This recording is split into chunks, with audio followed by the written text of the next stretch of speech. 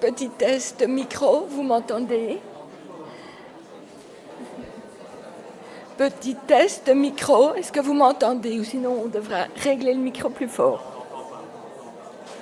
Petit test micro, m'entendez-vous? Petit, oui, c'est pas très pratique. Donc taisez-vous, m'a dit Gérard. Voilà, il me revient au titre de présidente d'honneur de ce 61e congrès de jouer au maître de cérémonie et de vous accueillir par ce petit mot d'introduction.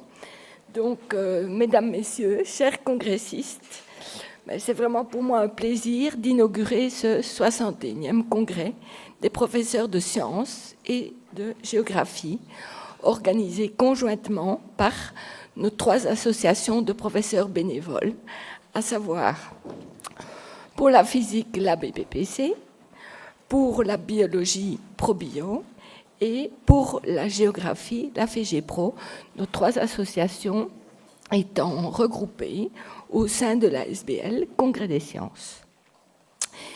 Cette séance inaugurale est rehaussée par la présence de Madame Sabine Henry, doyenne de la Faculté des sciences, toute nouvelle doyenne. Alors, ce congrès, si vous êtes des habitués, se veut une rencontre en présentiel d'enseignants de différentes disciplines, désireux d'actualiser les connaissances, se retrouver, ça c'est clair, pour préparer la rentrée scolaire et confronter nos vécus pédagogiques. Le thème de cette année, comme vous avez pu le voir en vous inscrivant ainsi que sur la brochure, Jeux et enjeux, s'impose à double titre, comme une évidence. Bon, d'une part, c'est explorer l'apport des jeux dits sérieux. Bon, qu'est-ce que c'est que sérieux? Ouh là là. Pour l'enseignement de nos disciplines, sans oublier, bien sûr, on aura une conférence là-dessus, le questionnement relatif à l'intelligence artificielle. D'autre part, à l'aube de cette année scolaire, de multiples enjeux sont sur la table. Pour certains, la prochaine mise en application du tronc commun, dont nous parlera Marc Romainville. Pour d'autres, la réflexion sur la suite du tronc commun avec, en toile de fond, des interpellations citoyennes, parmi lesquelles on peut relever l'appel du Forum des jeunes et la charte pour un enseignement à hauteur de l'urgence écologique. Bon, sans transition, je profite de la tribune qui m'est offerte pour lancer un appel. Si vous avez du temps, un tout petit peu de temps, n'hésitez pas à nous rejoindre. Venez travailler avec nous, on s'amuse très très bien. Que ce soit comme hier pour la préparation des sacs que vous avez chacun reçus, ou que ce soit tout au long de l'année pour la sélection des conférences, la sélection du menu du repas de gala. N'hésitez pas, il y a une place pour chacun d'entre vous. Et pour la bonne marche du congrès, nous devons évidemment remercier le Confluent des Savoirs pour leur support actif depuis 2 ans. Et vraiment, c'est une gageure pour eux, cette mise à disposition de locaux en période d'évaluation. 2 années donc de collaboration fructueuse pour lesquelles je les remercie déjà. Au terme de cet événement, vous savez que vous avez une petite évaluation à remplir, donc n'hésitez pas à nous partager vos idées, puisque avec la modification du calendrier scolaire, il y a encore des questionnements, tout en sachant que l'édition 2024, on se retrouve à Bruxelles. Bon congrès 2023. Je passe la parole à Sabine Henry.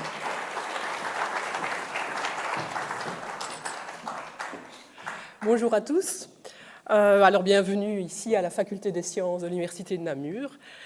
Vous allez bientôt faire votre rentrée, mais pour moi, elle a eu lieu la semaine dernière, puisque vous assistez à une première. C'est mon tout premier discours en tant que doyenne de la Faculté des sciences. Et je vous avoue que je suis rassurée que ça soit dans ce contexte-ci. Je crains un peu mon discours pour le département de chimie qui va fêter ses 50 ans en 2024, où je suis nettement moins à l'aise. Alors pour l'Université de Namur, le lien avec les écoles secondaires a toujours été important, bien sûr en termes de transition entre le secondaire et l'université. Ce n'est pas vraiment un sujet nouveau, mais c'est toujours un sujet qui nous préoccupe. Comment on va rendre plus facile la transition entre le secondaire et les universités pour ces élèves qui deviennent étudiants? Nous sommes nombreux à avoir observé l'impact négatif de cette crise Covid sur les élèves, sur nos étudiants, et plusieurs d'entre eux n'en sont pas sortis indemnes. Et on essaye de voir comment on peut les aider à sortir de cette phase. Est-ce que c'est une question de remédiation et de compétences qui n'ont pas été acquises ou suffisamment acquises pendant cette période d'enseignement à distance ? Est-ce que c'est une question de méthode de travail? Est-ce que c'est une question de concentration? On dit souvent que nos étudiants sont programmés pour une durée d'attention des 20 minutes ou 40 minutes de la série Netflix. Et donc certains d'entre eux m'ont dit que tenir 2 heures, c'était plus possible pour eux. Est-ce que c'est une question de soutien moral? Je suis frappée par le nombre d'étudiants qui arrivent dans mon bureau et qui se sentent démunis d'un point de vue d'ordre plus psychologique. Leurs parents ne connaissent pas toujours le système à l'université, d'autant plus que ce système change continuellement, avec maintenant des étudiants qui sont finançables, pas finançables, ils doivent réussir leurs 60 crédits en 1 an, 2 ans, etc. En septembre, notre faculté a lancé un nouveau programme qui s'appelle My Coach et qui a précisément pour objectif d'accompagner de manière individuelle les étudiants en termes d'aide à la réussite, en essayant d'identifier leur manque de manière individuelle. Et pour ça, une collègue a été engagée en septembre. Alors, ce lien avec les écoles secondaires, il est aussi important en termes de collaboration, et notamment nos départements vous contactent régulièrement pour organiser des activités dans vos écoles, des activités de promotion des sciences. Vous connaissez certainement le Printemps des sciences. Mais ce n'est pas un secret, le nombre d'étudiants dans notre faculté reste peu élevé, ou en tout cas pas suffisamment élevé pour nous. Et donc en termes de recrutement, ce lien est important, en termes de recrutement d'élèves qui, nous espérons, deviendront étudiants, mais aussi en termes de collaborateurs didactiques. Et depuis que je suis doyenne, je me suis rendu compte que plusieurs départements et plusieurs programmes ici à l'université fonctionnaient grâce à ces enseignants du secondaire qui viennent donner quelques heures, travaux pratiques, travaux dirigés, quelques heures de cours auprès de nos étudiants en bachelier. Et vous le savez, notre système de calendrier scolaire, votre système a changé avec des répercussions sur le nôtre. Et donc nous avons décidé ici à la rentrée de mieux coller au calendrier en secondaire pour justement faciliter cet engagement de collaborateurs didactiques. Alors nous espérons bien sûr que vous allez apprécier l'accueil ici à l'université, mais surtout que vous ferez un retour positif auprès de vos élèves qui sont nos futurs étudiants, en particulier pour le programme des sciences. Alors venons-en au thème de ce congrès, Jeux et enjeux. Alors c'est un thème qui me tient particulièrement à cœur. Je suis géographe et donc les enjeux sont au cœur de notre enseignement, que ce soit le développement durable, les changements globaux de l'environnement, la migration, l'épidémiologie spatiale, on en a beaucoup parlé justement pendant cette période Covid. Mais depuis mon élection en tant que doyenne, j'ai visité les départements et je me suis rendu compte que les enjeux en termes de développement durable sont nombreux aussi chez mes collègues, que ce soit la chimie verte et les matériaux du futur, les laboratoires en mode développement durable en biologie. Comment on fait pour réutiliser ou pour essayer d'avoir une approche de développement durable avec du matériel de laboratoire à usage unique? Et nous avons un projet en biologie qui est particulièrement intéressant. Et donc j'espère que vous aurez l'occasion durant ce congrès de discuter avec nos collègues aussi sur ces thèmes, selon votre discipline. Enfin, le jeu. Alors là, le jeu, c'est mon truc. Je l'utilise pour ma recherche, mais aussi pour l'enseignement. Et je devais d'ailleurs faire un atelier demain que j'ai annulé parce que je suis devenue doyenne. Mais donc, c'est l'occasion pour moi de vous en parler, parce que je suis convaincue de l'intérêt de créer un jeu en classe avec mes étudiants. Alors, en demandant aux étudiants de créer un jeu de société sur un thème donné, alors dans mon cas, c'était l'année dernière l'impact de la montée des eaux sur les villes de Rotterdam et de Manille aux Philippines, l'enseignant, il change de rôle, il devient plus un coach Et donc, c'est plus lui qui doit motiver les élèves ou les étudiants parce qu'ils vont être boostés par cette pression extérieure. L'examen, c'est d'aller faire le jeu auprès de 5e ou Réto. Ici, nous sommes allés par exemple à Sainte-Marie et à l'Athénée, à Namur. Donc, ils vont créer le jeu non plus pour moi ou pour avoir une bonne note, mais ils vont créer le jeu pour des adolescents dont la motivation peut être variable et ils doivent donc avoir un jeu qui ressemble à quelque chose et qui est suffisamment professionnel. En termes de compétences disciplinaires, ils sont obligés de bien mieux comprendre la matière pour pouvoir la transformer en règle de jeu qui tient la route. Donc là encore, ils ne travaillent pas ou ils ne développent pas la matière du cours pour avoir une bonne note, mais plutôt pour que leur jeu tienne la route d'un point de vue scientifique. Donc ça m'a permis d'être beaucoup plus exigeante avec eux, beaucoup plus en tout cas qu'un examen classique. Donc ils vont se retrouver en classe avec une vingtaine de rétos et donc ils doivent avoir l'air, ils n'ont pas l'occasion en tout cas de se planter. Alors bien sûr, je suis consciente que c'est plus facile de réaliser cette création de jeu dans un contexte universitaire que dans un contexte de période de 50 minutes avec un programme qui est parfois cadenassé. Mais néanmoins, je vous souhaite, durant ce congrès des sciences, de vous inspirer de cette liberté qu'on peut avoir à l'université et de voir comment vous pouvez l'adapter dans votre contexte de classe ou dans le contexte de votre école. Donc, je vous souhaite un bon congrès.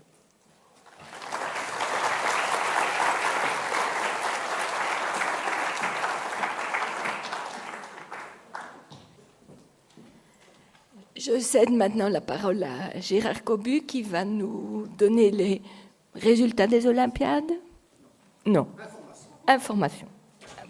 Merci Gérard. Bonjour, les résultats, c'était le 17 mai dernier. Nous allons nous retrouver,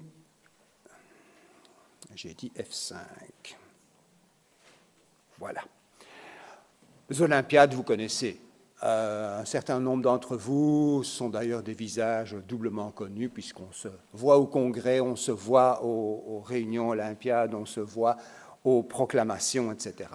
Mais les Olympiades, c'est d'abord ça pour moi. C'est 60 visages réjouis, 60 lauréats le 17 mai dernier chez GSK au Havre, et c'était l'apothéose de la phase belge des Olympiades de bio, de chimie et de physique. Alors, ces 60 heureux lauréats, comment sont-ils arrivés là? Ils sont arrivés en participant, parce que finalement l'important c'est de participer, comme disait un certain baron de Coubertin. Ils se sont inscrits, d'habitude, sur l'initiative de leur prof de sciences, donc appel du pied à peine dissimulé. Et nous avons deux niveaux de compétition, le niveau 5e, le niveau Réto, vous le voyez ici. Chacune des disciplines fait son petit business, c'est-à-dire, vous le voyez, on a des épreuves de qualification qui sont des choix multiples pour permettre une correction qui ne laisse pas de place à l'appréciation personnelle de chacun, puisque ce sont les profs qui vont corriger les copies de leurs propres élèves. Ils vont ensuite mettre dans notre système leurs résultats et boum, nous savons où nous en sommes. S'ensuit une deuxième épreuve. Au niveau des 5e, on s'arrêtera avec cette deuxième épreuve pour avoir notre classement. Et le premier de chacune des trois disciplines, ou la première, bien sûr, va participer à l'Olympiade européenne de sciences expérimentales qui se déroule en avril-mai pendant une semaine. Donc, ils travailleront, les trois, ils ou elles travailleront en équipe. C'est la grosse originalité de l'Olympiade européenne de sciences expérimentales, elle est axée sur la pratique. Au niveau des élèves de 6e année, après la deuxième épreuve, ils auront l'occasion de se perfectionner dans la discipline scientifique qu'ils ont choisie et cela les mènera ensuite vers une troisième épreuve, une finale. Et là, dans chaque discipline, seront retenus, je dirais, parmi ces 12 finalistes environ, seront retenus les 2 premiers de chaque discipline, qui, eux, seront appelés à aller à l'Olympiade internationale de leur discipline.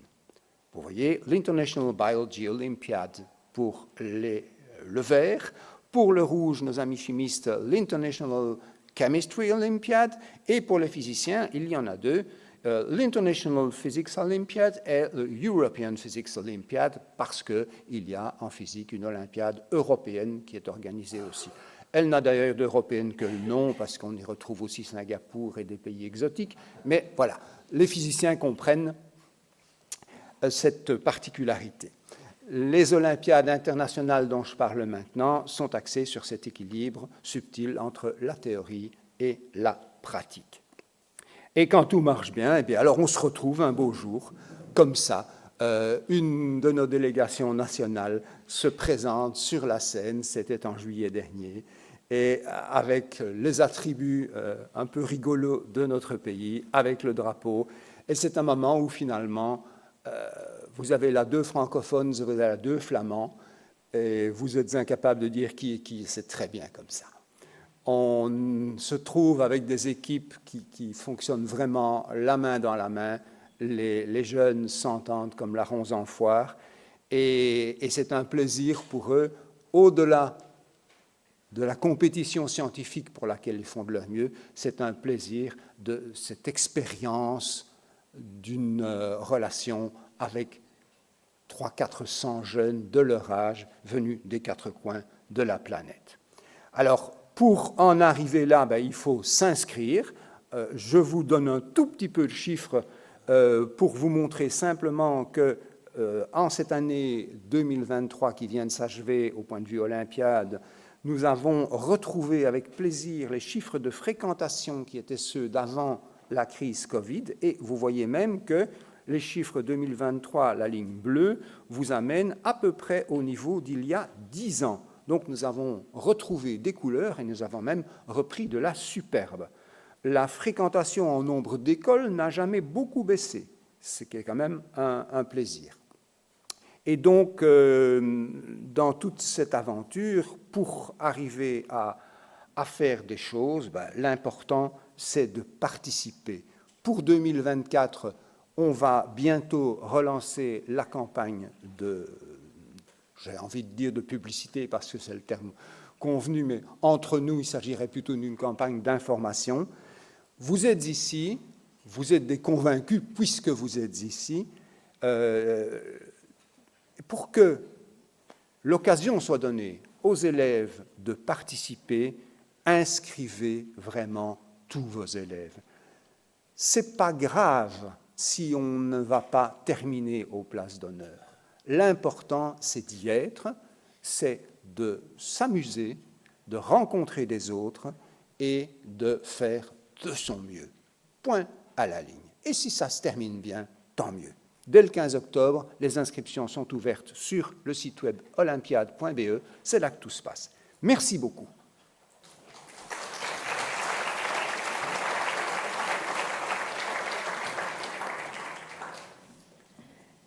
Merci Gérard. Je passe maintenant pour la conférence inaugurale. Dans quelques instants, la parole à Marc Romainville, qui est donc à la manœuvre au niveau du tronc commun et qui est professeur à l'UNAMUR. Donc, il nous a semblé une évidence de l'inviter à participer à ce congrès. Je lui cède la parole sans plus attendre. Merci beaucoup. Alors, je dois... Voilà. Désolé pour ce contretemps, mais ça permet aux dernières personnes de s'installer tranquillement et même de saluer leurs collègues. Peut-être pas tous, parce que sinon, on ne va pas s'en sortir. Donc, effectivement, moi, je viens plutôt pour la partie enjeu plutôt que jeu. Et donc, la demande qui m'a été faite est de vous présenter les enjeux de l'enseignement des sciences et des techniques, et des technologies, dans le futur tronc commun. Je me suis rendu compte en cours de route que futur n'était plus vrai, puisque, comme vous le savez, le tronc commun est d'application maintenant en maternelle, en P1, P2, primaire, et va être en application en P3, P4 à cette rentrée-ci. Donc ça va arriver quand même relativement rapidement dans l'enseignement secondaire. Donc quand on dit le futur tronc commun, c'est un petit peu abusif, il est là. D'accord? Alors, pas encore, bien sûr, pour l'ancien premier degré, mais il est bien là. Deuxième bonne nouvelle, non seulement il est là, mais tout le monde nous l'envie. Il y a eu un article assez intéressant du Standard qui avait entendu parler de tronc commun. Ils ont un très bon dessinateur, donc il a vu tronc commun. Bon, il s'est dit, voilà, n'entrons pas dans les détails, faisons un tronc, et tous les élèves sur le même tronc, etc. Je vous laisse imaginer qui est le coq, là, et le pilote un peu en arrière. Mais regardez le titre, c'est assez intéressant. Il y avait une réflexion sur ce qu'était vraiment le tronc commun, et si d'une certaine manière, ça ne pouvait pas éventuellement inspirer certaines évolutions de l'enseignement néerlandophone. Vous imaginez, vous avez devant vous, je ne sais pas si vous mesurez, le premier transfert sud-nord de l'histoire de la Belgique. D'accord ? Bon, ça ne s'est pas fait, finalement. Mais vous avez vu aussi, plus récemment, que 3 partis flamands, au moins, en tout cas, ont estimé que la réforme des rythmes scolaires francophones était une très bonne chose et vont suggérer de la mettre en œuvre assez rapidement. Alors, assez rapidement, en Belgique, c'est assez variable. Ce n'est pas nécessairement demain la veille. Alors, avant d'en arriver aux finalités spécifiques à l'enseignement des sciences et des technologies, je voudrais peut-être évoquer un point qui me semble-t-il est important et qui mérite débat. D'ailleurs, je vais essayer de terminer dans les 45 minutes pour qu'on ait un débat sur cette question-là. Mais, comme vous le savez, une des grosses différences entre l'enseignement obligatoire, entre l'enseignement fondamental, excusez-moi, et l'enseignement secondaire, c'est que dans l'enseignement secondaire, l'enseignement est assuré par un certain nombre de personnes qui ont une formation au départ disciplinaire très spécifique, ce qui est absolument une bonne chose et ce qui est indispensable compte tenu des concepts, des savoir-faire, des compétences très pointues qu'il s'agit d'enseigner à ce niveau. Toutefois, il ne faut jamais oublier, et je trouve qu'on l'oublie un peu trop, que ces enseignements pointus et disciplinaires sont aussi, et peut-être prioritairement, au service d'un certain nombre de finalités beaucoup plus générales.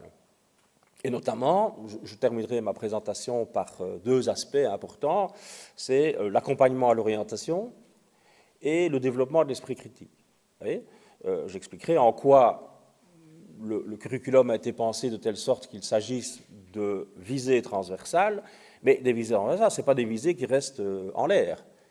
C'est des visées pour lesquelles on s'empare de contenus disciplinaires quand on enseigne la chimie, la physique, la biologie, la géographie, etc., pour en même temps, comme dirait notre ami Macron, développer quelque chose qui ne peut pas entièrement se réduire à ce contenu disciplinaire. Est-ce que vous voyez ce que je veux dire ?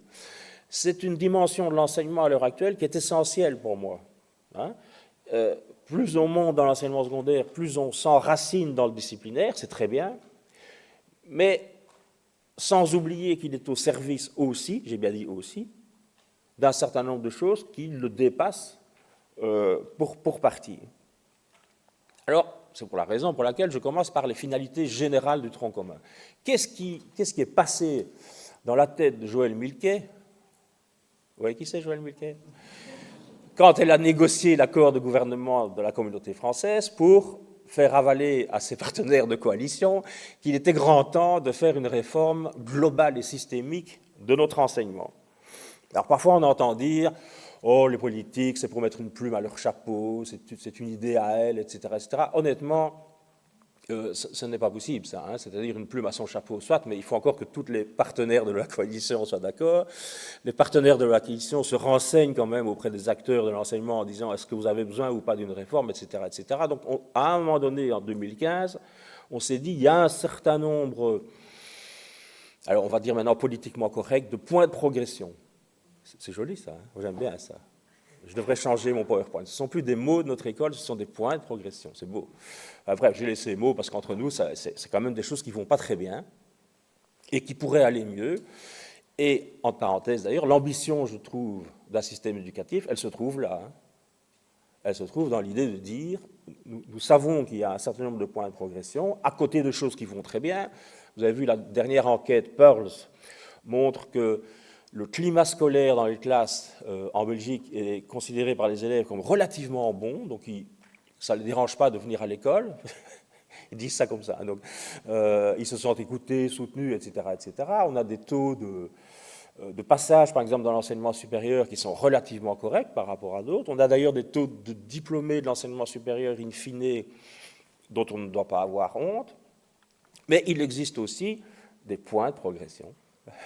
Il y a des choses où on se dit, là, c'est pas terrible, terrible quand même. Alors, vite, je vais les passer en revue, mais essayez de voir alors, que si tant d'efforts ont été produits par des j'ai compté une fois, c'est plus ou moins 700 personnes qui ont travaillé, si on compte les référentiels, les programmes, la vie numéro 3, etc., etc. C'est quand même qu'ils avaient l'impression qu'un certain nombre de choses pouvaient être améliorées. Donc, ce n'est pas une lubie, c'est une réponse. On s'est dit à un moment donné, bon, alors, j'aurais dû dire plus modestement, c'est une tentative de réponse, parce que la phase de monitoring va justement servir dans les années à venir à voir si oui ou non ça produit ses effets. Ça commence à produire des effets. Le taux de maintien en troisième maternelle, vous savez, on avait cette caractéristique tout à fait extraordinaire, qui faisait venir des quarts entiers d'inspecteurs pédagogiques du monde entier, et même de planètes inconnues. On était capable de faire redoubler des élèves là où l'obligation scolaire n'existait pas, c'est-à-dire en maternelle. Et en particulier, on avait un taux de maintien, on ne disait pas redoublement, ça n'avait pas de sens, en troisième maternelle qui était quand même assez important, qui faisait que, plus ou moins 5000 jeunes élèves commençaient leur scolarité par un redoublement. Il faut le faire quand même. Si les parents les avaient retirés en disant « vous ne l'avez jamais vu », ils les avaient inscrits en première primaire, personne n'avait rien à dire à personne, d'accord ? Eh bien, on a retravaillé via le référentiel de maternelle et via le fait que parfois certaines difficultés pouvaient être traitées soit directement, soit en concertation au tout début de la première année primaire, et on a actuellement un taux qui est réduit à 1/3 de ce qu'il existait avant. C'est pas rien quand même. Donc, c'est un message important aussi, c'est que quand on s'empare d'un problème sérieusement, il y a quand même moyen de le résoudre souvent. Et il n'y a pas de raison d'être défaitiste en Fédération Wallonie-Bruxelles. Alors, les principales difficultés ou points de progression de notre enseignement, vous les connaissez, je ne veux pas commencer par là, ce n'est pas très marrant. Les scores aux tests internationaux qui restent moyens, faibles, mais surtout quand même marqués très socialement. C'est quand même chez nous que l'écart des résultats PISA est le plus élevé si on prend les 10% par exemple, ou même les 25% des enfants les plus favorisés et les plus défavorisés. Donc, ce qu'ils apprennent à l'école dépend quand même très fortement de leur origine sociale et culturelle, ce qui est quand même un peu interpellant. Le fameux taux de retard scolaire, à 15 ans, il est aussi en train de diminuer. Donc, il était encore à 47,8%. À mon avis, encore plus grave que ça, quand je discute avec des jeunes, un certain ennui, une certaine démotivation et, j'en parlerai tout à l'heure, une certaine défiance par rapport à l'école. Je ne suis pas convaincu que les jeunes pensent à l'heure actuelle que l'école peut encore leur apporter beaucoup de choses. Et ça, de mon point de vue personnel, là, ce n'est plus le président de la commission des référentiels qui parle, c'est un enjeu crucial pour l'avenir. C'est redonner confiance aux jeunes dans leur école, en leur montrant qu'effectivement, elle peut quand même leur apporter un certain nombre de choses. L'orientation, vous la connaissez, négative, en cascade, ça ne va pas là, donc tu vas là, ça ne va pas encore là, tu vas ailleurs, ça ne va pas là, tu vas en alternance. Bon. Aussi fortement colorée socialement, quand on voit l'origine sociale culturelle des élèves qui sont en alternance, c'est très, très clair, très net. Vous trouvez essentiellement des indices socio-économiques 1 à 2 sur l'échelle de 20. Et la dévalorisation du qualifiant qui en découle. Et encore une fois, je pense que ce n'est pas le qualifiant qui pose le problème, c'est comment on arrive au qualifiant. À partir du moment où on y arrive, quand on a tout raté, on ne peut qu'être dans une situation un tout petit peu difficile. Deuxième élément auquel on devait répondre en 2015-2016, nous a-t-il semblé, c'est les exigences de la formation des citoyens du XXIe siècle. Si vous avez encore un peu de temps de vacances, je vous conseille de relire le livre de Durkheim sur les évolutions pédagogiques en France, qui montre de manière remarquable que, en fait, tout système éducatif s'adapte progressivement aux évolutions de la société. Il y a des choses qui bougent dans la société, c'est jamais comme avant, et en conséquence de quoi l'école a tendance à plus ou moins réorienter ses finalités. Alors, à l'évidence, depuis la fin du XXe siècle, il y a des choses qui ont bougé. Il y a des choses qui ont changé. Ce qui fait que le citoyen que nous devons préparer, c'est un citoyen un peu particulier. Par exemple, je prends toujours cet exemple-là, mais il m'a l'air important, il doit gérer son identité numérique. Quand il se présente sur Facebook, TikTok et autres, qu'est-ce qui se présente de lui? Est-ce qu'il sait que ça reste ou ça ne reste pas? Quels sont ses droits? Quels sont ses devoirs? Les connaissances scientifiques à propos du changement climatique. Que signifie concrètement pour les différents métiers du qualifiant, par exemple, l'implication du développement durable, etc. etc. D'accord? Donc tout ça est nouveau. Donc on s'est dit, il faut un curriculum nouveau. Et question suivante, est-ce que c'est nouveau pour des segments d'élèves ou bien est-ce que c'est nouveau pour l'ensemble des jeunes à scolariser? Et si vous dites c'est nouveau pour l'ensemble des jeunes à scolariser, automatiquement vous augmentez le temps de formation commune. Ce n'est pas plus compliqué que ça. Quand à la fin du XIXe siècle on s'est dit lire et écrire, finalement ce ne serait pas plus mal que tous les enfants y arrivent. Tout le monde n'était pas d'accord à l'époque. Il y avait des gens qui disaient « Oh là là, ça va nous emmerder tout ça, il y a des gens qui vont pouvoir contester un certain nombre de choses, etc. » Après un débat assez houleux, par rapport auquel le débat sur le tronc commun, c'est du pipi de chat, on a tranché en disant non, notamment pour des objectifs d'émancipation sociale, il vaudrait mieux que tout le monde apprenne à lire et à écrire. Donc, qu'est-ce qu'on a fait? On a augmenté la scolarité obligatoire jusqu'à 12 ans. Vous me suivez?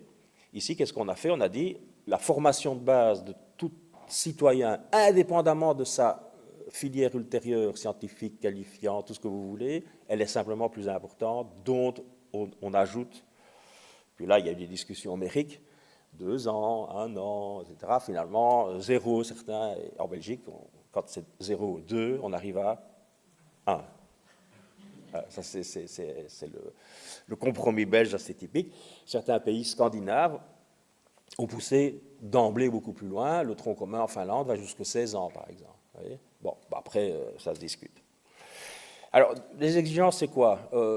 J'ai pris l'exemple de l'identité numérique. Je prends un autre exemple qui m'a fort frappé et qui vous a sans doute frappé aussi, prof de sciences que vous êtes.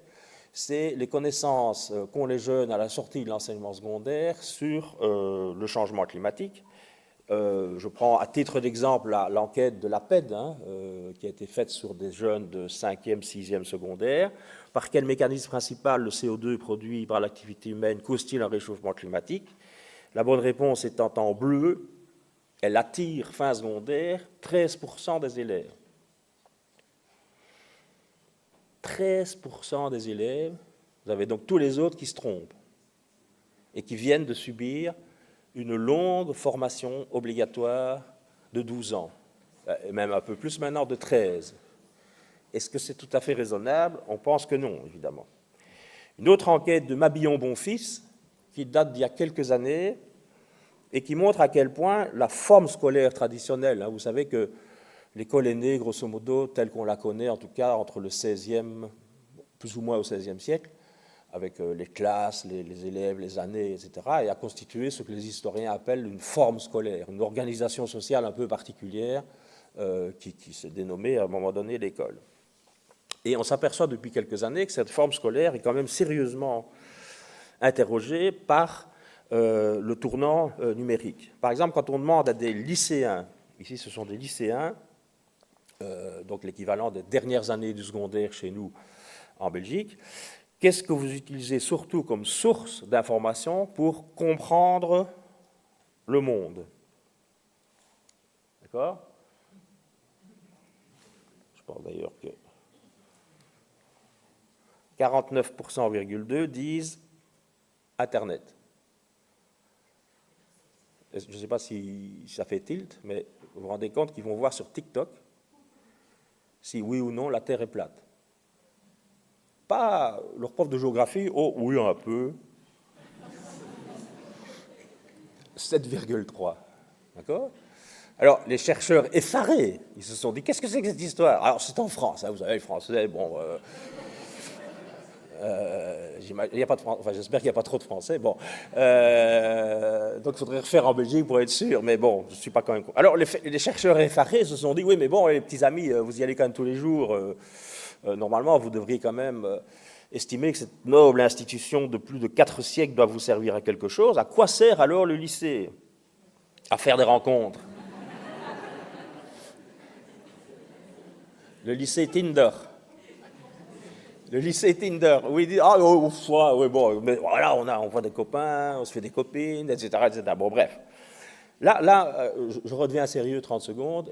Il y a quand même quelque chose qui se passe là. Hein. À notre époque, il y a quelque chose qui se passe. Je reviendrai là-dessus avec d'autres enquêtes plus récentes de la Fondation Jean Jaurès. Nous n'avons plus du tout, mais alors loin de là, le monopole de l'accès à la vérité. Nous ne l'avons plus. Et nous risquons de le perdre définitivement. D'accord? C'est un enjeu pour moi qui est assez essentiel. Alors, si je continue comme ça, je n'arriverai jamais à 45 minutes. Bon, les finalités du tronc commun, alors je vous les résume, vous les connaissez, vous avez lu l'avis numéro 3 par cœur. Il y en a 4, on va tout de suite passer sur les 4. C'est pas compliqué. 1, la maîtrise par tous d'un bagage commun, solide, ambitieux, à large spectre de savoirs fondamentaux. Je viens de l'expliquer. On estime que la société étant ce qu'elle est et ayant connu les modifications qu'elle a connues, eh bien, le corps de savoir que chaque citoyen doit maîtriser est tout simplement plus important, plus complexe et avec une palette un peu plus étendue. Alors, le cas clair, c'est le numérique, hein, c'est clair, qu'auparavant. 1. 2. La construction d'une citoyenneté commune. On s'aperçoit aussi que le vivre ensemble, qu'est-ce qu'il assure encore? Plus grand monde, sauf l'école. Et autrement dit, l'hypothèse est que plus les jeunes apprendront à vivre ensemble et à éventuellement découvrir leurs différences de goût, d'histoire, de religion, etc., mieux ce sera quand même globalement pour le projet de société. 3. Une meilleure maturation d'un choix positif d'orientation. Toutes les études le montrent, ça c'est clair, net et précis. Plus vous reculez le choix d'orientation dans le système obligatoire, moins il est dépendant de l'origine sociale et culturelle de l'élève. C'est tout à fait compréhensible, hein, c'est pas un scoop ce que je suis en train de dire là, c'est-à-dire qu'il est de plus en plus le fait éventuellement de l'élève lui-même plutôt que de leurs parents et de leur capital culturel. D'accord? Donc, on a ce mouvement où on se dit, bon, ben, pour que ce soit un choix positif, personnel d'orientation, il faut le reculer encore un peu. Et quatrièmement, et j'ai expliqué ce qui se passe avec les scores PISA, une plus grande égalité sociale face à l'école, elle passe aussi par ce que je viens de dire, c'est-à-dire un accès plus juste à une série de filières ultérieures. Comprenez bien que dans ces 4 objectifs, la place des sciences et des technologies est assez considérable.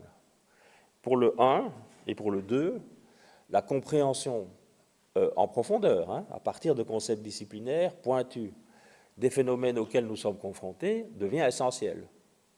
D'accord ? Y compris pour les personnes qui feront de l'enseignement qualifiant ultérieurement. Donc, qui est-ce qui assume ça? Ben, c'est nécessairement la formation de base préalable. Alors, si vous êtes d'accord, et vous avez l'air d'être d'accord avec les grandes finalités du tronc commun, c'est très oratoire, parce qu'on avait... Hein, bon, on en discutera tout à l'heure. Si vous êtes d'accord, à partir de là, et à partir de cette logique-là, on se dit, ben, ça veut dire qu'il faut quand même, pour partir, réviser, revisiter quelque peu le curriculum, et ça, sans doute que vous le savez, mais le curriculum de tronc commun a été rééquilibré et a été élargi à un certain nombre de nouveaux domaines. On compte 8 domaines, 5 domaines spécifiques, Est-ce que j'y montre, hein? Donc, tout ce qui est français, agriculture, les langues modernes, sciences humaines, philo, citoyenneté, activité physique, et un méga domaine qui nous concerne plus directement aujourd'hui, qui est un petit peu l'équivalent des STEM, hein, quelque chose comme ça, maths, sciences et techniques, qui comprend les mathématiques, les sciences, la formation manuelle, technique, technologique et numérique, et le numérique. À côté de ces 5 domaines spécifiques pour lesquels vous avez chaque fois un nouveau référentiel de tronc commun qui va de la première année primaire jusqu'à la 3e secondaire, d'accord, mais en cohérence aussi avec le nouveau, et le premier d'ailleurs, référentiel maternel, qui se base d'ailleurs sur les mêmes domaines, parfois appelés un peu autrement parce qu'on est en maternelle. À côté, mais je n'aime pas dire à côté, en interaction avec ces 5 domaines transversaux, vous avez, avec ces domaines spécifiques, excusez-moi, vous avez 6 domaines transversaux qui sont eux-mêmes déclinés en 3 domaines transversaux, j'y arriverai, qui sont eux-mêmes déclinés en 6 visées transversales. D'accord ? On s'est dit qu'au fond, vous aurez tout ça, hein, il n'y a pas de problème. Hein. On s'est dit qu'au fond, là, il y a 2 options dans un système éducatif. Où vous dites, par exemple, apprendre à apprendre, est-ce que c'est important ? Oui, la méthodologie, la doyenne a parlé tout à l'heure, est-ce que des problèmes de méthode, de stratégie, d'apprentissage, développer la créativité, l'esprit d'entreprendre, est-ce que c'est possible ? Est-ce que c'est intéressant ? Est-ce que c'est nécessaire ? Alors, qui va dire le contraire à notre époque, quand on voit que la richesse de la région wallonne dépend quand même du dynamisme d'un certain nombre de petites start-up innovantes qui supposent des connaissances scientifiques et technologiques très développées. Alors, il y a 2 options. Alors ça veut dire qu'on fait un cours. On fait un cours de créativité. Ça existe, hein ? Certains pays scandinaves, on fait un cours de créativité. Il y a même un cours d'empathie. Je crois que c'est en Suède, si mes souvenirs sont bons. Bon. Le problème, c'est que alors vous avez beaucoup de cours et qu'il faut sabrer dans les autres. Vous voyez ce que je veux dire ? Et alors, la foire d'empoigne commence quand on dit lesquels. Les profs de sciences disent en général le français. Bien sûr. Mais pour avoir fait l'introduction au colloque des profs de français, ils disent en général les sciences. Ça ne sert à rien, il n'y a personne qui les suit, etc., etc. Bon, vous voyez, donc c'est la foire d'empoigne, on ne s'en sort pas.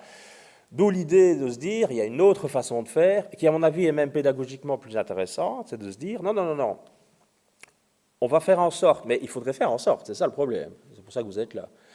On va faire en sorte qu'à l'occasion du travail d'un contenu disciplinaire très précis, hein, sur les ondes, sur ceci, sur cela, on pense aussi que l'on développe une compétence ou une visée transversale et de manière explicite, en le disant aux jeunes, en le travaillant, etc., en montrant, par exemple, l'esprit critique. C'est quoi l'esprit critique ? Par rapport à une fake news qui circule sur TikTok, par exemple, on regarde si c'est vrai ou si c'est faux par rapport à ma discipline, mais j'en profite aussi, ne fût-ce que 5 minutes, hein, pour dire aux élèves, par exemple, comment est-ce que je peux m'assurer que c'est vrai ou que c'est faux ? Et vous dites, parce que vous dites que c'est vrai. Et qu'est-ce qui vous fait dire que ce que je dis est vrai ? Oula, ça devient de la philosophie. Mais parce que j'étais bien formé à l'université de Namur. Et qu'est-ce qui me dit que l'université de Namur forme bien ? Et puis on commence alors à voir avec les élèves, vous verrez, les critères de scientificité. Les critères de scientificité, ce n'est pas que quelqu'un l'a dit, c'est qu'il y a un accord le plus large possible au niveau d'une communauté scientifique donnée. Ce n'est pas compliqué à expliquer. Hein. Moi, j'expliquerai à mes petits-enfants qui ont 8-9 ans. Hein. Simplement, c'est ça ce qui est vrai. Ce n'est pas vrai. C'est juste que, pour le moment, un certain nombre de personnes sont d'accord pour dire que c'est plus ou moins vrai. Et donc, la plupart des gens estiment que la Terre est ronde. Il y a quelques marioles qui pensent, et il y en a même un qui s'est tué parce qu'il a voulu aller voir avec une fusée, vous avez vu, il a construit sa petite fusée à lui. Malheureusement, elle a explosé en plein vol. Et donc, un, il est mort, et deux, il n'a jamais pu prouver qu'elle était vraiment plate. D'accord ? Mais à part ces quelques marioles, et un pourcentage non négligeable de Français qui le pensent, j'en reviendrai tout à l'heure, l'accord de la communauté scientifique à l'heure actuelle, ça peut changer. Ça peut être une illusion d'optique ou des choses comme ça, mais l'accord est quand même qu'elle est plutôt ronde. Bon, bref. Donc, ce n'est pas un truc que vous devez vous dire, oh, ben ça, c'est pour le prof de citoyenneté, c'est pour le prof de je ne sais pas quoi. C'est pour vous, c'est pour nous, c'est pour chacun d'entre nous. Est-ce que vous me suivez? Et là, c'est un pari, parce qu'il y aura les programmes disciplinaires qui vont être ce qu'ils sont, c'est-à-dire avec tendance maladivement volumineuse. Il faudra tenir bon.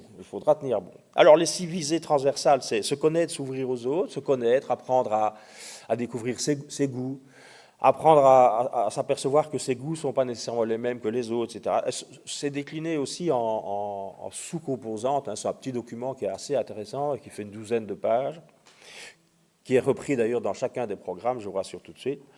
Apprendre à apprendre, c'est toute la question de l'apprentissage des méthodes, des stratégies d'apprentissage. Le développement d'une pensée critique et complexe.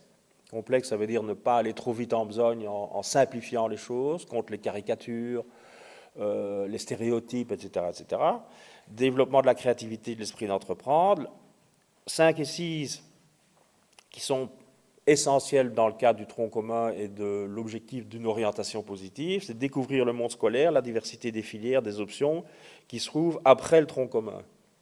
Et mieux connaître le monde des activités professionnelles. Il y a des activités qui se font, je sais que plusieurs d'entre vous en bénéficient d'ailleurs, par exemple avec la Fondation pour l'enseignement, où on peut conduire les élèves dans des lieux professionnels qui leur permettent de s'apercevoir que ce qu'ils sont en train de voir dans telle ou telle matière, il y a des gens qui travaillent sur ces questions-là en termes de métier. Et développer des projets professionnels et personnels.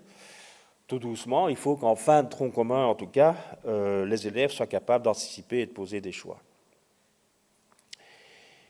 Le curriculum a été revisité, donc réorganisé, comme je viens de l'expliquer. Il a été aussi, en tout cas, les consignes ont été données au groupe de rédacteurs des référentiels et puis après des programmes pour que les contenus soient davantage en phase avec les urgences du temps, les questions des jeunes, j'y reviendrai. Et on en a profité aussi pour faire un petit rééquilibrage entre les savoirs et les compétences. Les plus âgés d'entre nous, je ne veux pas regarder des gens en particulier, mais les cheveux gris, quoi, en gros, hein, monsieur, là, bon, les plus âgés d'entre nous se souviennent de l'irruption des compétences, où on ne jurait plus que par les compétences, et le savoir était devenu quelque chose d'un peu honteux s'il n'était pas mobilisé, mis au service d'une compétence quelconque.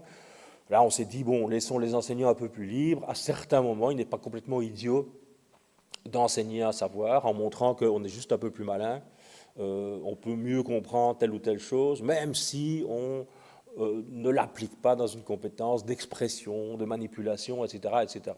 Donc il y a eu un rééquilibrage qui me semble un tout petit peu salutaire. Après ça, une fois que les domaines ont été définis, disciplinaires et transversaux, est venu le temps de l'élaboration de nouveaux référentiels. Alors, ceux qui nous concernent ici, il y en a 3, disons, en gros. Le référentiel sciences, qui est je ne vais pas dire le plus important, mais le plus important en regard des inscrits au colloque d'aujourd'hui. Le référentiel sciences, qui décrit d'emblée 4 visées, avec un petit texte introductif qui me semble particulièrement bien écrit. Je ne sais pas s'il y a des gens qui ont participé, ils pourraient peut-être plus en parler que moi. Non, bon. Ou alors il y a des gens modestes. Donc les 4 visées principales, c'est pratiquer des sciences, donc acquérir des savoir-faire de manipulation expérimentale par exemple, apprendre les sciences, les concepts, les idées. Alors, apprendre à propos des sciences, je viens d'en parler. Quel est le statut du discours des sciences? Qu'est-ce qui va être considéré comme vrai? Comment est-ce qu'une connaissance scientifique s'élabore? Quelles sont les caractéristiques de la pensée scientifique, par exemple, par rapport à la croyance religieuse? Vous verrez des exemples un peu plus concrets tout de suite. Et une visée beaucoup plus citoyenne, alors orienter ses choix et agir en s'appuyant sur les sciences, se positionner face aux enjeux sociétaux et planétaires en s'appuyant sur les sciences et en agissant en conséquence. Bon, c'est pour ça que vous aurez le PowerPoint, ça devient un peu lourd ici, je vais passer relativement vite, mais vous avez alors ces 4 grandes visées qui sont déclinées en champs et en thèmes. En champ, pour l'enseignement secondaire, ça, vous retrouvez les choses assez traditionnelles. Dans l'enseignement primaire, Et en maternelle, d'ailleurs, les champs sont baptisés un peu différemment pour ne pas faire du disciplinaire trop tôt. Donc, si mes souvenirs sont bons, c'est les vivants, la matière, l'énergie. Même s'il y a des passages de l'un à l'autre. Avec une progression, comme vous voyez aussi, à la fois spiralaire, c'est-à-dire que parfois on revient plusieurs années sur les mêmes thèmes ou les mêmes champs très certainement, mais aussi une progression tout court, c'est-à-dire qu'on couvre l'entièreté du curriculum progressivement. Quelque chose qui est important aussi, c'est que les référentiels donnent des exemples, ce sont bien des exemples, ça veut dire que les programmes souvent en donnent plus, et rien n'empêche les équipes pédagogiques diverses et variées d'en faire encore plus. Ce sera le cas par exemple dans le réseau de la FELSI, où les écoles travaillent sur la base de projets, donc ils vont avoir tendance à plutôt, autour d'un projet donné, faire beaucoup de liens entre les différents éléments du référentiel. Et donc vous avez des croisements possibles avec d'autres disciplines, a fortiori les autres disciplines du même domaine, donc la formation manuelle, technique, technologique et numérique, mais aussi avec d'autres domaines, et notamment la formation historique, géographique, économique et sociale. Et ça se présente comme ça. Donc vous avez ici, excusez-moi, ça c'est le référentiel de la formation manuelle, technique, technologique et numérique. Vous avez par exemple en S1, j'ai pris des exemples S1, 2 champs qui sont matière et matériaux et objets technologiques. Et ici, ça je me suis... Voilà. Vous avez aussi, excusez-moi, en bas pour le numérique, les sources, les formes et les transformations de l'énergie. Et vous avez alors une partie de chaque référentiel qui met en relation certains contenus ici du référentiel science, citer les composants chimiques des aliments, analyser des étiquettes donnant la composition qualitative et quantitative des aliments, avec, ici c'est un savoir de la formation manuelle, technique et technologique et numérique, énoncer les caractéristiques d'une assiette équilibrée. Ici, comparer les appareils électriques du point de vue de leur consommation en énergie, utiliser rationnellement les consommables et les énergies. Vous voyez ? Ce qui permet un gain relativement important dans la mesure où les deux contenus, les deux types de contenus peuvent être enseignés en même temps, en parallèle, en cohérence par rapport à des visées appartenant à différents référentiels.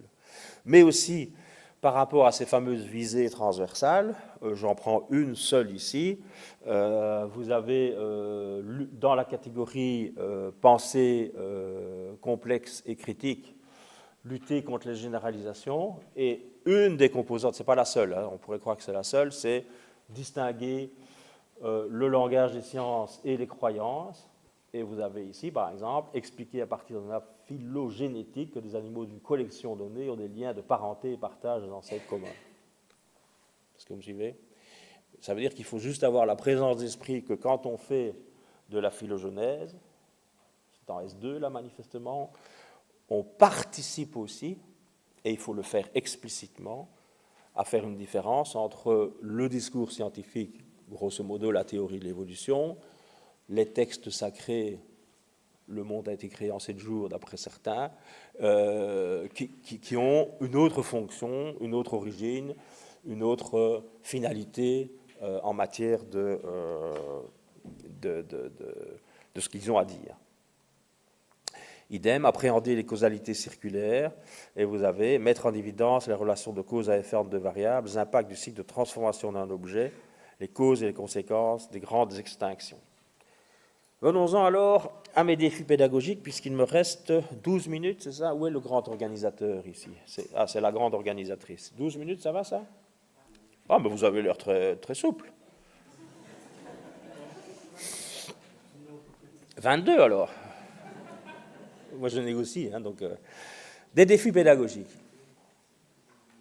Alors, je vais aller vite sur le premier, même si personnellement il m'inquiète, il me tracasse un peu. Toutes les enquêtes que je vous ai montrées au début de la présentation, quand on cherche un peu à comprendre pourquoi les jeunes font aussi peu confiance à l'école pour leur leur donner des clés de lecture du monde, ils répondent assez souvent que, vous allez voir un extrait assez amusant, qu'au fond, comme disent une étudiante, les enseignements ne se font pas sur des réalités, comme ils disent. Alors c'est un langage jeune un peu approximatif, mais ça veut dire que dans leur tête, une partie, on va dire non négligeable quand même, de ce que nous enseignons n'a pas de lien apparent, étroit, intéressant, pertinent, interrogateur avec le monde. D'accord ? Et ça se creuse. D'année en année, les enquêtes montrent qu'effectivement, ça se creuse. Et donc, positivement, quand on demande aux élèves, mais alors, de quel curriculum rêveriez-vous ? Quelle serait pour vous une école stimulante ? On a ces réponses assez problématiques quand même. Ils voudraient des savoirs, comme Anne Barrère les a appelés il y a quelques années, directement exploitables. Vous avez déjà eu ça dans votre classe, hein ? Un élève qui souffle. Ça arrive, hein ? Allez, un petit effort, vous dites, hein ? Mais ça sert à quoi, monsieur ? Ça sert à quoi, monsieur ? C'est ça. C'est un savoir directement exploitable qui offrirait des clés de lecture du monde. C'est ça qu'ils demandent. C'est pas compliqué, hein, en fait. Ils disent, en quoi est-ce que vous racontez des choses, là, fantastique. Mais en quoi, qu'est-ce que je vais pouvoir en faire ? Faire dans un sens qui n'est pas un faire atelier, c'est intellectuellement faire. Est-ce que je vais pouvoir mieux me comporter ? Est-ce que je vais pouvoir mieux comprendre ? Il y avait dans les enquêtes d'Anne Barrère un extrait absolument ahurissant où un élève de lycée disait, voilà, moi j'aime bien que quand on voit des choses au cours et que le soir on en parle à la télévision, je suis heureuse. C'est comique quand même, ça veut dire que c'est une valorisation des contenus scolaires par la présence de ces contenus dans l'espace médiatique. Ben, l'espace médiatique, c'est l'espace citoyen, c'est là où les discussions se font, etc. Et si je peux mieux saisir ce que le journaliste me dit, voire éventuellement trouver qu'il va un peu vite en besogne, alors j'ai quelque chose à faire à l'école. Mais si on me parle sans arrêt en géographie des moussons d'Asie du Sud-Est, c'est une blague. Jusqu'à pas longtemps, malheureusement, ce n'était pas une blague. Ou en histoire des Celtes, je peux toujours attendre qu'au journal télévisé, on parle des Celtes. Alors, c'est revenu un peu, vous avez vu ? Ils reviennent en force, les Celtes. Hein ? Pas de traces écrites, vous ne savez pas trop ce qu'ils faisaient, mais enfin, bref. Et les moussons d'Asie du Sud-Est, ça revient un tout petit peu aussi, mais enfin, c'est quand même fort éloigné. Alors, vous allez me dire, oui, vous avez facile d'ironiser, parce qu'on a quand même un problème, là. C'est qu'il faut en partie répondre à cette demande de savoir directement exploitable, tout en conservant quand même ce que l'école a de spécifique. L'école, ce n'est pas juste une encyclopédie universaliste où on va trouver des réponses à quelques questions qu'on se pose. Et là, je n'ai pas le temps d'entrer dans les détails, mais historiquement, l'école a précisément été créée pour prendre des distances par rapport aux urgences et aux pressions et aux impressions du quotidien. L'acte fondateur de l'école au XVIe siècle, c'est de dire on va retirer les jeunes de la société, on va les enfermer dans des grands murs des collèges, et on va leur donner le temps, le loisir. Scolé vient du grec, école vient du grec scolé, qui signifie temps libre, loisir. Dites-le à vos élèves, ça les amuse. Mais c'est ça, on leur donne l'immense chance de pouvoir tranquillement, sans devoir travailler, en étant quasi payé, etc., location familiale, tout le bazar, de tranquillement se former. Ça a marché des siècles, et maintenant vous avez comme quoi une espèce de retour du balancier, hein, où les jeunes disent nous on veut quand même aussi qu'en dehors des fameux grands murs du collège, on voit à quoi ça peut servir. Vous avez par exemple un phénomène à l'heure actuelle sur lequel on devrait réfléchir philosophiquement, les écoles du dehors. Vous voyez ça, qui a beaucoup de succès, ils ont beaucoup de succès dans l'enseignement fondamental, hein, mais les écoles du dehors, c'est la négation même de la création de l'école. C'est-à-dire que non, on ne fait plus justement école dans des murs écoles, on fait école dans la forêt, dans la campagne, à partir de ce qu'on... C'est un retour au compagnonnage du XVe siècle. C'est fantastique, hein ? Vous n'avez pas l'air de trouver ça... Bon, bref. Et ça, il faut leur dire, et là, je pense qu'il faut un peu parler avec les élèves, enfin, souvent d'ailleurs, parler et leur dire, écoutez, les petits amis, on est justement dans une école où la question que le journaliste pose, qui vous interpelle, vous avez raison d'être interpellé. Toutefois, une réponse intelligente, ça va vous prendre du temps.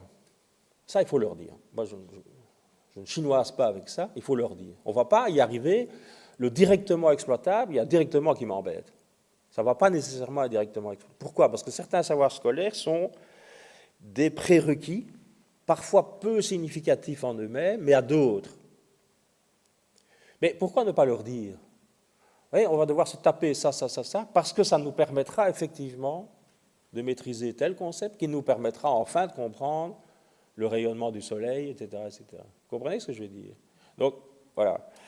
Dont certains ont aussi une valeur intrinsèque, intellectuelle, hein, à faire percevoir, et pourquoi pas d'ailleurs à faire admirer par les élèves. Dans une enquête récente, on a trouvé cet extrait-là que je trouve assez significatif, d'une enseignante qui dit, vous savez, moi je ne peux pas à tout moment dire que chaque savoir-faire que j'enseigne, ou chaque compétence va avoir une utilité directe, immédiate, là, et ketnung. Ce n'est pas possible. Donc parfois, je joue sur un autre registre, je leur montre en quoi c'est intellectuellement très satisfaisant et passionnant. Et alors, elle théâtralise un tout petit peu. Vous voyez ce que je veux dire? Elle se met à genoux, elle fait semblant de pleurer devant une définition de maths. Elle monte sur la table face à la découverte du neutrino, etc., etc. Mais donc, et alors elle disait ceci, je leur dis souvent, ça c'est génial, c'est extraordinaire. Ok, ça ne fait triper que les biologistes, et certains pourraient dire carrément que je suis un peu allumé à mes heures, parce que j'arrive encore à m'émerveiller comme un enfant par rapport à des processus biologiques. Je leur dis, mais vous ne vous rendez pas compte comment c'est extraordinaire, comment les processus au niveau évolutif ont permis qu'une petite cellule avance, remonte, et enfin, c'est un suspense intenable, aille féconder un ovocyte avec tout ce qui se passe. Voilà. Donc j'assume complètement le côté un peu, parfois, décalé. Et vous verrez dans la même enquête que les jeunes apprécient ça. Ils sentent alors un rapport au savoir un peu émerveillé, un peu admiratif, un peu, alors même si c'est un petit peu théâtralisé, et ils sont alors capables aussi de rentrer dans le jeu des apprentissages. De ce point de vue-là, il y a un beau livre qui a été un peu oublié, mais qui s'appelle « Éloge de la transmission », par Steiner, hein, le philosophe, qui est un livre assez interpellant. Il dit à certains moments, bien sûr, on doit leur répondre à leur demande de savoir directement exploitable, mais il faut aussi leur montrer le côté plus magique, féerique, intellectuellement et intrinsèquement intéressant des disciplines. Deuxième défi pédagogique, j'en ai que deux, rassurez-vous. Hein. Développer des apprentissages disciplinaires pointus, je l'ai dit, mais en les mettant aussi au service de visées générales et des finalités générales du tronc commun. Je vais prendre juste vite deux exemples. Les visées 1, 5 et 6, l'accompagnement à l'orientation, et la visée 3, le développement de l'esprit critique des jeunes à l'ère de la désinformation. Alors, prenons les trois premières visées qui concernent l'accompagnement à l'orientation. On a eu le plaisir de faire, ces 2 dernières années-ci, une petite recherche. On a interrogé des étudiants du début de l'enseignement supérieur pour savoir en quoi et comment leurs enseignants avaient joué un rôle dans leur orientation vers les études supérieures, donc dans la transition. Ce qu'on constate, ça c'est plutôt une bonne nouvelle, c'est que les enseignants sont de facto assez orientants quand même. Mais parfois, comme le coureur cycliste là, qui s'était dopé à l'insu de son plein gré. C'est-à-dire qu'ils ne savent pas trop qu'ils ont eu cet impact-là, à ce point-là, parce que ce qu'on a fait, c'est interroger d'abord les étudiants, et puis on a été rechercher les enseignants dont ils nous avaient parlé, en leur disant, tiens, vous savez que vous avez été déterminant dans le choix d'un tel de faire la géographie. Et certains disaient, ah bon? Alors, est-ce que c'est de la fausse modestie? Mais parfois, je pense que c'était de la vraie surprise aussi. Et en tout cas, ça montre que ça n'avait pas été une visée explicite. Vous comprenez ce que je veux dire? Ils avaient fait telle ou telle activité qui avait été jugée intéressante, formatrice, mais la dimension orientante de l'activité n'a pas du tout été perçue et donc probablement pas véritablement explicité par l'enseignant en question. Voilà un extrait, mais je vais devoir aller assez vite ici. Ça concerne un prof de géographie. Il avait donné une certaine liberté aux élèves de parler d'une thématique qui les touchait. Ça revient très souvent, ça. Quand en fin secondaire, ils bénéficient d'une certaine marge de manœuvre quand même. Choisir un thème pour un travail. Voyez ? Choisir de travailler avec des élèves dans la classe qui ont les mêmes préoccupations, etc., etc. Ça devait être une thématique par rapport à la géographie. Bon, ça, c'est une condition minimale. Et qu'il y avait un lien avec la société, des réalités actuelles. Donc ça, c'est clair que ça a sûrement motivé mon choix, peut-être inconsciemment. Pourquoi ? Parce qu'à l'occasion de ce travail-là, elle a découvert une série de thématiques liées à la géographie. Elle s'est dit, tiens, mais c'est passionnant, c'est intéressant. Et paf, elle s'est orientée vers des études de géographie. Quand on arrive en réto, on est déjà plus âgé, on a besoin de s'informer, et c'est un des seuls cours, alors elle hésite, elle ne sait pas bien comment s'exprimer, parce que j'ai toujours trouvé qu'en secondaire, on avait vraiment très rarement des cours sur des réalités. Une belle expression, hein. Avoir des cours sur des réalités. Mais vous voyez ce qu'elle veut dire ? Avoir des cours sur mes réalités, ou sur les réalités, voilà, là, je crois qu'elle était... Oui, c'est la réalité. Je vous pensais un peu plus souple. Mais bon, c'est votre rôle, hein, c'est votre rôle, donc je n'ai pas de problème avec ça. Alors, comment est-ce qu'on peut alors, dans sa classe, assumer plus explicitement ce rôle ?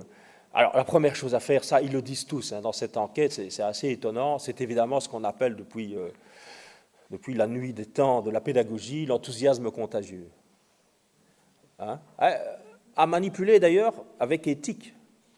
Parce que l'orientation du jeune ne doit pas être juste liée au fait qu'il a vu un excellent enseignant qui est venu se former au Congrès des sciences, passionné par le jeu, etc., etc. Donc il faut quand même manipuler ça avec éthique, mais ils le disent tous, c'est quelqu'un, c'est une personne, deux personnes, trois personnes qui m'ont ouvert véritablement à des types de préoccupations, de raisonnements que je n'avais pas.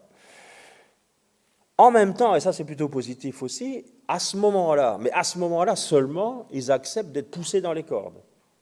Ils acceptent que ce soit dur, que ce soit exigeant, que ce soit pénible, que ça leur prenne du temps. Vous comprenez ? Mais à la condition que, hein, okay, on voyait que les trois profs, c'est les trois profs de sciences, essayaient de transmettre leur passion pour la science. Les trois m'ont marqué. Je me suis surtout dit, je sais que je ferai dans les scientifiques. Bon, excusez-moi, j'ai repris in extenso leur langage. Je ferai dans les scientifiques, mais je ne savais pas encore quoi exactement. Vous imaginez ? Je ne suis pas sûr que les trois profs de sciences avaient parfaitement conscience du mécanisme d'orientation qu'ils étaient en train d'enclencher. La prof, une des trois, était assez dure avec nous, entre guillemets, parce qu'elle nous poussait à faire de notre mieux. Elle était passionnée, elle était un peu difficile, mais c'était bien. C'est pas beau, ça ? Ça, c'est notre rêve à tous, hein. Que nos élèves nous trouvent difficiles, mais c'était bien.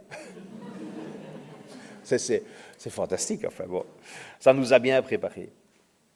Deuxième, offrir des marges de manœuvre, faire choisir des thèmes, faire réaliser des travaux personnels, organiser sur une thématique donnée des interviews qui leur permettent de rencontrer des professionnels, des personnes extérieures. Donner à voir des applications, y compris professionnelles. Ça, ils sont en demande de ça. Et les enseignants, d'ailleurs, s'en rendent compte. Je n'hésite pas non plus à sortir des mathématiques pures pour parler des applications. Ça, je crois que ça a une grande portée. Parce que je peux parler d'applications médicales. Parfois, je reste une demi-heure sur une application médicale. Il n'y a aucun souci avec ça. Parce que je sais qu'il y a des élèves qui seront intéressés par la médecine, qui seront intéressés par des études de kiné, tout ce qui est un peu médical humain. Se montrer aussi, ils le disent, les élèves, ouverts à des discussions informelles sur leurs projets. Je l'ai dit avec prudence et éthique. Il ne s'agit pas que je serve de modèle un peu inconscient comme ça pour des élèves, mais par exemple les interroger tout simplement, tiens, qu'est-ce que tu comptes faire plus tard ? Est-ce que tu sais ce que j'ai fait moi ? Quel était le parcours, etc., etc. Ça peut participer aussi à cette mission d'orientation. Et évidemment, ça, ils adorent aussi. Et ils disent que ça joue dans leur orientation de manière assez forte, hein, quand même. Le contact avec le monde extérieur. Rencontrer un professionnel, deux professionnels, rencontrer un étudiant qui est dans les études que j'envisage à l'heure actuelle et qui me parle de ce qu'il fait, de ce qu'il ne fait pas, etc., etc. J'aurais voulu vous parler de l'esprit critique, mais je ne le ferai pas, sinon je vais me faire vraiment engueuler cette fois-ci. Juste vous dire quand même, parce que j'ai le micro après tout, hein, donc, que enseigner les sciences, à mon avis, à l'heure actuelle, ce n'est plus seulement faire apprendre des vérités scientifiques, c'est aussi développer le doute raisonnable des élèves par rapport aux vérités alternatives. Ça me semble essentiel, ça. Autrement dit, on n'a plus seulement à dire ce qui est vrai, on a aussi à les alerter sur le faux qu'ils vont rencontrer ailleurs. Et pourquoi c'est faux? En quoi c'est faux, etc., etc. Alors, je vous montre juste ça. On va prendre lequel. Les êtres humains ne sont pas le fruit d'une longue évolution d'autres espèces comme les singes, ont été créés par une force spirituelle. Une enquête là, qui vient de se faire il y a un an, de la Fondation Jaurès, des 18-24 ans, 27% des Français des 18-24 ans sont d'accord avec cette affirmation-là. OK? Une augmentation, on est passé, alors je ne sais plus de quelle année à quelle année, de 18 à 27%. Il est possible que la Terre soit plate et non pas ronde, comme on nous le dit depuis l'école, 16%. OK? Et alors, amusant, on leur a demandé aussi leur pratique en termes numériques. On a divisé en 3 groupes. Ils consultent TikTok tous les jours.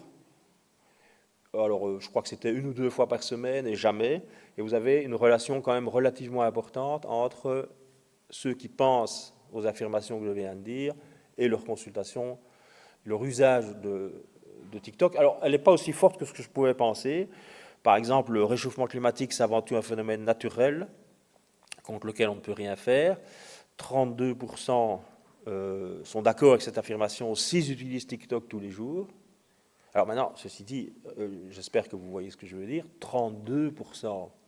Nous avons en France 32% de petits Trump. Vous voyez Trump? Vous voyez donc 65 millions, enfin je fais le calcul, l'école ne peut pas rester les bras croisés comme ça en disant ah bon. Alors on tombe quand même à 32% s'ils utilisent TikTok, je crois que c'est 1 ou 2 fois par semaine, et s'ils ne l'utilisent jamais, c'est 28%. C'est pas si différent que ça, hein, mais enfin bon, ils utilisent peut-être d'autres choses.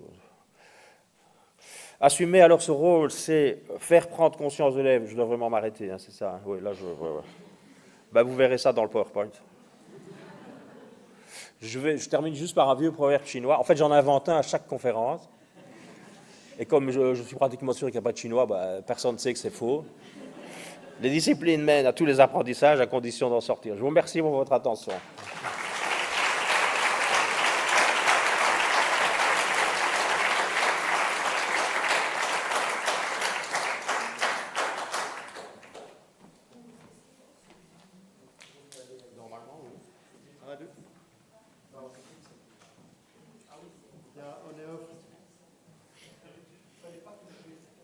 Oui, voilà.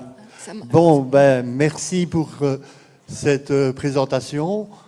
La parole est à la salle.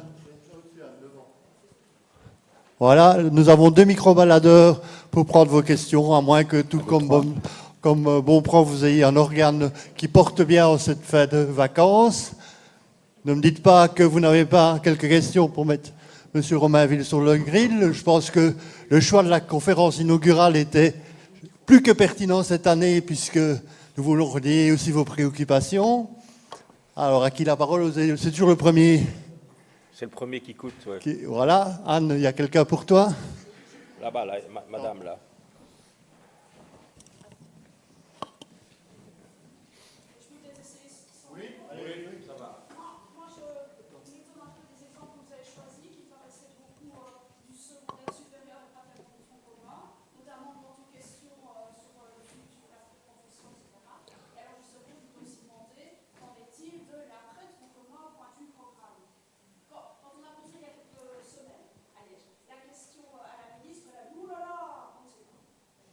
Donc, tout le monde entend bien, y compris au-dessus de la question, je dois la répéter.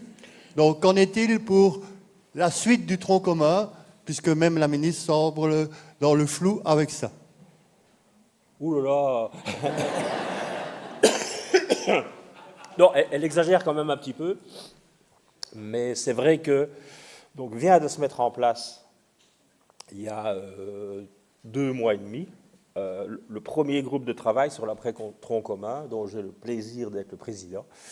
Et donc là, on a déjà quand même relativement bien balisé les affaires. Je trouve que c'est un peu juste J'aurais préféré que ça se mette en place avant. Il y a eu le Covid, il y a eu toute une série de choses, etc., etc. Donc, parce qu'il va falloir revoir l'entièreté des référentiels de la transition et du qualifiant, puisque par définition, on a 3 ans au lieu de 4. Déjà, ne fût-ce que ça. Mais ça, c'est même le minimum minimorum. Toutes les questions que j'ai évoquées ici, elles sont aussi valables pour le secondaire supérieur. D'accord ?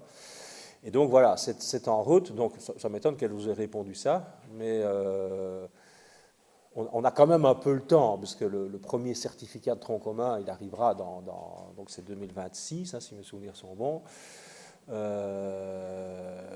Attendez, même plus, hein. Ouais. Mais enfin, c'est vrai que je suis d'accord avec vous, il faut y aller maintenant, il faut travailler. Et alors, ce que vous dites sur les exemples que j'ai pris, ben, ça m'honore très fort. J'ai essayé quand même de prendre des exemples qui étaient aussi matière au secondaire supérieur, mais des choses qui se préparent depuis très longtemps. La question des stéréotypes, de la pensée par généralisation, etc., ça commence, on peut déjà faire ça en première année primaire. On le fait d'ailleurs. Parfois, quand on fait raisonner les enfants en disant « Tiens, est-ce que tous les garçons aiment le foot ?» Parce que c'est intelligent de dire ça. Ben, il y a toujours bien une petite fille qui dit ben, « Moi, j'aime le foot. » Et a priori, je suis une fille. Puis on commence à réfléchir. Donc, vous voyez, ce sont des choses qui sont... C'est pour ça qu'on parle d'approche spiralaire. Pour lutter contre les stéréotypes, il ne faut pas faire une leçon sur les stéréotypes. Il faut que plusieurs profs, dans leur domaine à eux, reviennent régulièrement sur la question de la généralisation abusive, vous voyez. C'est ça. Donc j'ai essayé de prendre des exemples qui avaient quand même une valeur relativement pérenne du primaire jusqu'à la fin du secondaire. J'ai essayé. Oui. Première question, ce sont 2 témoignages. Hein. Le premier, c'est que quand j'étais dans le secondaire, en 3e, le professeur de chimie a dit écoutez, quel que soit votre passé scolaire précédemment, je m'en fous, c'est une nouvelle discipline, donc accrochez-vous, et si vous vous accrochez, eh bien vous pouvez être premier de classe. Je me suis dit, mais quelle chance, moi qui suis une ancienne dyslexique, je vais pouvoir prouver que je suis quand même compétente. Et je suis devenue chimiste. Alors, ça, ben oui, et Lucie Le Bouquet trouvait en première candidature que j'étais extraordinaire avec 17 sur 20. Voilà, mais si ce professeur n'avait pas dit, quel que soit votre passé scolaire avant, je m'en fous, c'est une nouvelle discipline, accrochez-vous. Et ça, c'est.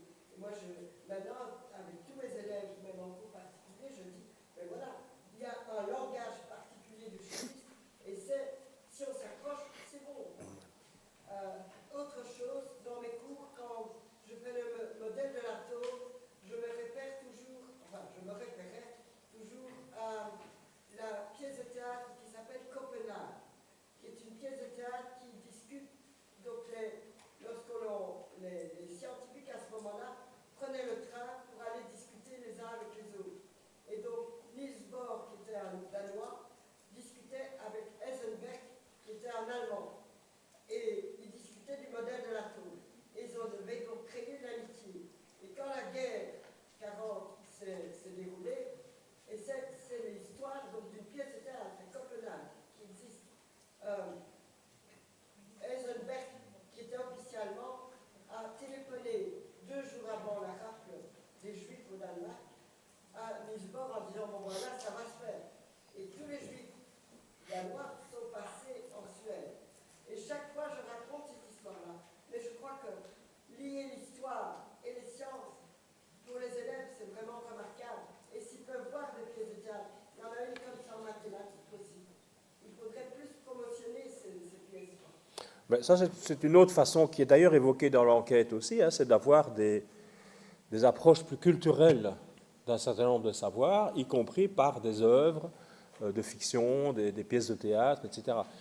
Pour votre première remarque, il y a une autre façon de présenter ça aux élèves, mais qui revient au même, hein, et je trouve que c'est très positif ce que cet enseignant disait. Il pourra dire aussi, puisque vous avez tous bénéficié d'une formation commune longue, vous pouvez tous devenir premier de classe et ne plus dire quel que soit votre parcours antérieur. Vous comprenez ce que je veux dire? Ça veut dire qu'effectivement, à l'issue de cette formation commune longue, commencent de nouvelles matières, sans doute, pour revenir à la question de madame, plus vite.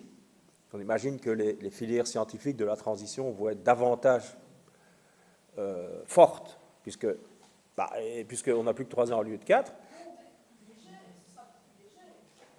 Ah ben, ça c'est vous qui dites ça. Pourquoi? Ben, sauf si vous avez plus d'heures de sciences. Ben si, mais qu'est-ce qui vous fait dire ça? Ben pourquoi? Mais l'horaire prévu du poste tronc commun, je ne l'ai pas, personne ne l'a. Mais je sais bien, mais on est tous...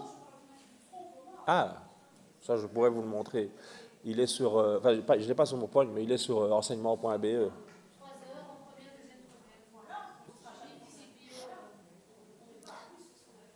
Non, je ne parlais pas de ça. Je dis simplement que l'idée, c'est de dire, quand on a dit on va conserver la 3e dans la formation commune, il est évident que si on regarde chacune des disciplines, on n'arrivera pas, par exemple, à un niveau de maîtrise des sciences, pour prendre votre exemple à vous, qui était celui d'une 3e pré-tronc commun, option sciences. Est-ce que vous me suivez? Ça n'a aucun sens. Ça ne veut pas dire qu'après ce tronc commun-là, on ne peut pas dire, bon, maintenant que vous avez eu le temps de choisir, etc., et si vous prenez une option sciences, on pourrait imaginer, à mon avis personnel, c'est qu'on doit imaginer que la part de la formation liée à l'option soit plus importante, ce qui est évident dans le qualifiant. On formait, allez, prenons les mécaniciens automobiles, ça se spécialise de plus en plus quand même, hein. Il y a du numérique, il y a du technique assez poussé, etc. Ils le faisaient en 4 ans, ils vont le faire en 3. Mais ça veut dire que la partie formation mécanique numérique du réparateur va être plus importante. Vous comprenez ce que je veux dire? Sinon, on n'arrivera pas. Ou alors, autre solution, si c'est technique à ce point-là, il faudra envisager une poursuite d'études, ce qui est le cas pour certaines branches, par exemple du qualifiant, maintenant tout ce qui a trait justement à l'informatique, numérique, etc. En règle générale, en réalité, les élèves poursuivent par un baccalauréat professionnalisant au minimum. Ça, c'est autre chose. Vous comprenez ce que je veux dire?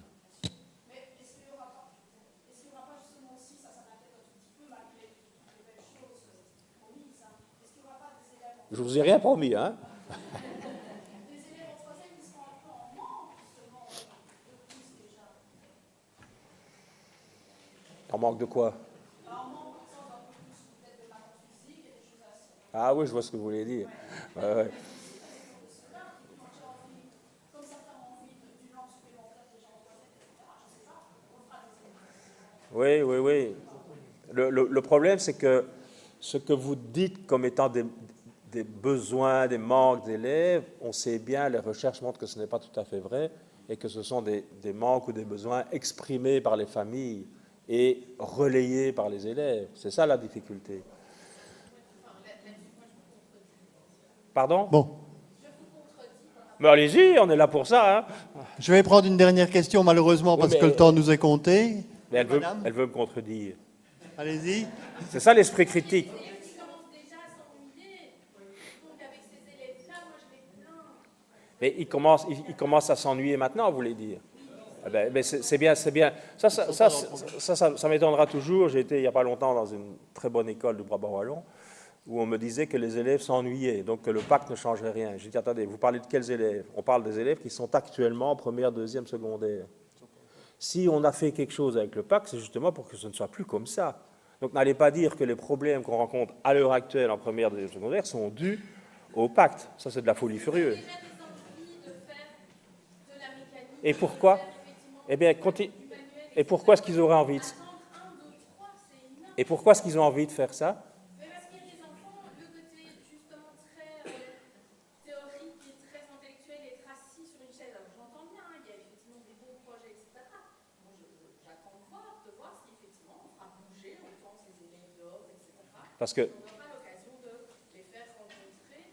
Mais il y a déjà des gamins qui, au bout d'une première secondaire, en ont déjà ras le bol d'être assis sur les bancs. Voilà, de la première secondaire telle qu'elle est donnée à l'heure actuelle. C'est ça qu'on veut changer. Ben si. Là, nous ne sommes pas d'accord, là, effectivement. Ben, je pense que malheureusement, le temps nous est compté pour la suite.